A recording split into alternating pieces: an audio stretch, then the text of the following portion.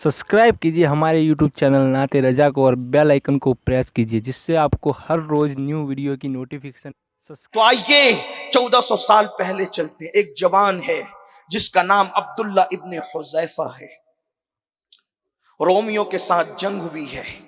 रोमी मतलब ईसाई, ईसाइयों के साथ रोमियों के साथ जंग हुई है और हजरत अब्दुल्ला इब्ने हुज़ैफा और उनके साथ कसीर तादाद में जवानों को गिरफ्तार कर लिया। अब्दुल्ला इब्ने हुज़ैफा और उन जैसे जवानों को रोमियों ने गिरफ्तार कर लिया। गिरफ्तार करने के बाद रोमी बादशाह ने हजरत अब्दुल्ला इब्ने हुज़ैफा को बुलाया, कहा तुम ईसाई हो जाओ, ईसाइयत कबूल कर लो, मैं तुम्हें आधी सल्तनत दूंगा। अब्दुल्ला इब्ने हुज़ैफा ने कहा पूरी भी देगा ना तो एक लम्हे के लिए भी कबूल नहीं करूंगा, एक लम्हे, जिंदगी की नहीं, एक लम्हे के लिए कबूल नहीं करूंगा। क्यों? क्योंकि मोहम्मद अरबी है ऐसी हस्ती कि उन्हें कभी छोड़ा ही नहीं जा सकता। छोड़ने वाले लोग और होते हैं, इन्हें छोड़ा नहीं जा सकता, क्योंकि जो जाने वफा हो वल्लाह उसको कैसे छोड़ दे। कहा फिर ठीक है, मैं तुम्हें मार डालूंगा। कहा मौत से डरता कौन? एक बात ये भी याद रखना, जब तक इश्क नहीं आता तो मौत से डर लगता है, जब इश्क आता है तो फिर मौत से प्यार होता है। और इंसान ये कहता है जान तो जाते ही जाएगी कयामत, ये है इश्क वाले की जबान, ये है जान तो जाते ही जाएगी कयामत, ये है अब यहां मरने पे ठहरा है नजारा तेरा। और उसी घर से आवाज आती है जान दे दो वादे दीदार पर, नक़्द अपना दाम हो ही जाएगा। और फिर उसी घर से इस सदी में आवाज आती है आपकी तलाक को देखा जान दी, कब्र में पहुंचा तो देखा आप हैं। मुस्तफाए ज़ाते यकता आप हैं, यक ने जिसको यक बनाया आप हैं। और आपकी खातिर बनाए दो जहां, अपनी खातिर जो बनाया आप हैं। आप वो गिल में नूर की पहली किरण, जाने आदम जाने हव्वा आप हैं। और मक्ते में वो कलंदर कहता है बरदरत आमद गदा बहरे सलाम, हो भला अख्तर का दाता आप हैं। उसी घर से आवाज आती है गर वक्त अजल, सर तेरी चौखट पे झुका हो, जितनी हो कज़ा एक ही सजदे में अदा हो। उसी घर से आवाज आती है जब तेरी याद में दुनिया से गया है कोई, जान लेने को दुल्हन बन के कज़ा आती है। उसी घर से आवाज आती है कि उसकी किस्मत पे फिदा तख्ते शही की राहत, उसकी किस्मत पे फिदा तख्ते इश्क बोल रहा है, तख्ते शही की राहत, खाके तैबा पे जिसे चैन की नींद आई हो। सोचो तो सही, जब तक इश्क नहीं होता मौत मौत लगती है, जिस दिन इश्क आता है तो फिर मौत तोहफा लगती। तो अब्दुल्ला ने कहा कि ये मेरे लिए कोई बात नहीं है, मारना मार डालूं। कैसे नहीं मारूंगा, अब देख तुझे कैसे मारता हूं। फांसी के फंदे पे लटकाया और कहा बच्चों के हाथ में जब वो छुरियां दे करके इसके जिस्म में चुबो दो। चुबोते रहे, कहा बता अब क्या ख्याल है। कहा जो मजा इसमें आ रहा है वो मजा तो नरम गद्दों पे नहीं आता, इसलिए कि इश्क में तकलीफ उठाने का भी एक मजा होता है।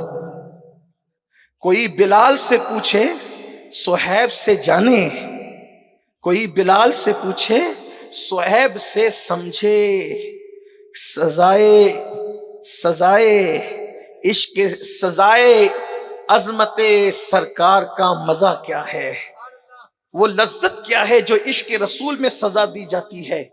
तो उतार लिया सूली से, सूली से उतारने के बाद का एक काम करो, इसको तेल की कड़ाहों में डालो।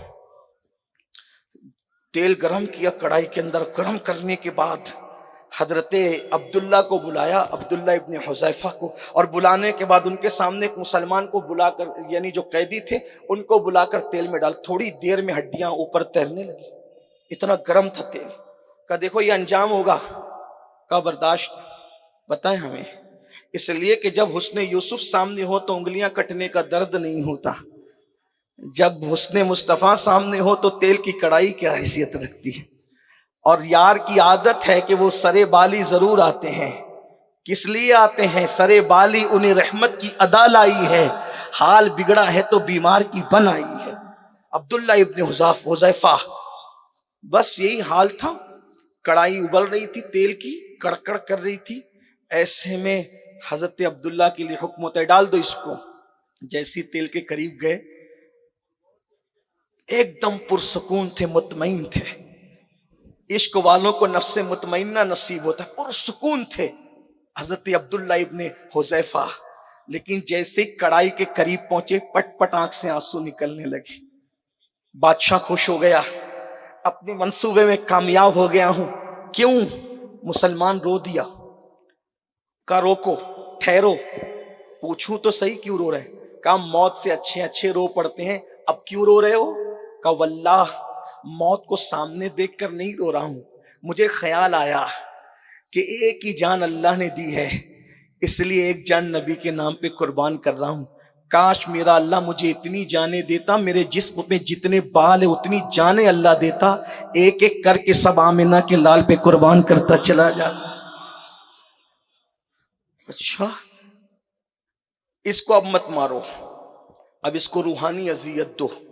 قید کر دیا۔ برسوں پہلے کی تاریخ ہے، بلکہ صدیوں پہلے کی تاریخ۔ عبداللہ ابن حذیفہ کو کئی دن تک بھوکا رکھا، اور جب بھوک سے بے چین ہوئے تو شراب اور سور کا گوشت حضرت عبداللہ کو کھانے کے لیے دیا۔ حالانکہ حالت اضطرار میں، اضطراری حالت کے اندر، یعنی کہ جب موت سامنے ہو تو پھر اس طرح کی چیزیں آنے پر پھر علماء کی طرف سے اجازت ہوتی کہ جان بچا لیں۔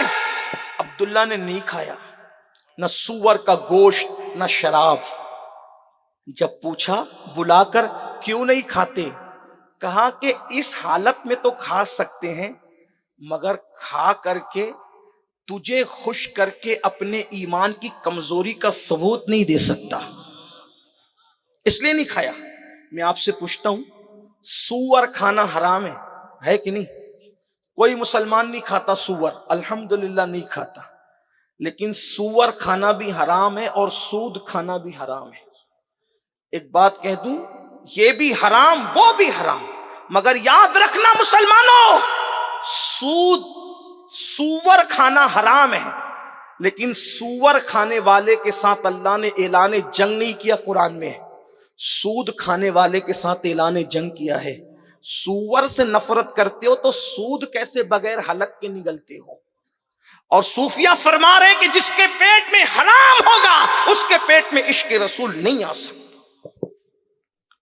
جب حضرت عبداللہ نے فرمایا کہ اپنے ایمان کی کمزوری کے لیے دکھانے کے لیے، تجھے خوش کرنے کے لیے نہیں کھاؤں گا سور، شراب کو ہاتھ نہیں لگاؤں گا، حرام ہے ہمارے یہاں، متاثر ہوا۔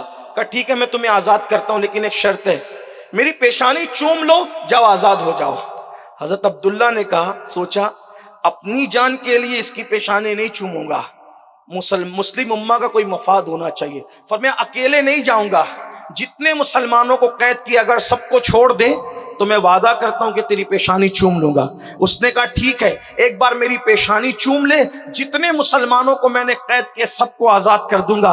بس یہی بات تھی۔ پھر کیا ہوا؟ اللہ اکبر، اس حضرت عبداللہ ابن حذیفہ نے اس کی پیشانی چومی، اور پیشانی چومنے کے بعد اس نے سارے مسلمانوں کو آزاد کر دیا۔ اللہ اکبر۔ جب حذیفہ سارے نوجوانوں کو لے کر پہنچے تو فاروق اعظم کا دور تھا۔ سیدنا فاروق اعظم نے پوچھا انہوں نے تو تمہیں قید کر لیا تھا، کیسے چھوڑ دیا؟ تو حضرت عبداللہ ابن حذیفہ نے پوری داستان سنائی۔ فاروق اعظم سن کے روتے رہے اور کہا مسلمانوں کو آزاد کرانے کے لیے تم نے اس کی پیشانی چومی۔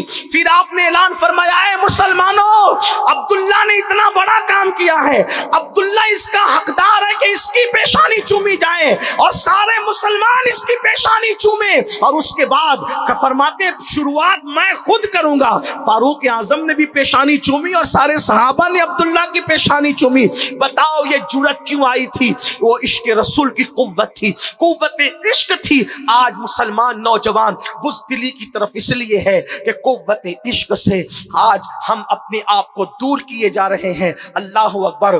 ہم کہتے ہیں عاشق ہے جس کا عشق رسول اتنا کمزور ہو کہ گھر کے بستر سے اٹھا کر مسجد محلے کی مسجد تک نہ لے جا سکے، اس کا عشق اسے جنت تک کیسے لے جائے گا؟ پتا چلا عشق تو وہ ہوتا ہے جو مقتل گاہ بھی لے جاتا ہے اور جنت بھی لے جاتا ہے۔ مسلمانوں، آج ہم عشق کی باتیں کر رہے ہیں، رسمی عشق کی باتیں، رسمی مسلمانیت کی باتیں، حقیقت میں ہم عشق مصطفیٰ سے دور ہے، محبت رسول سے دور ہے۔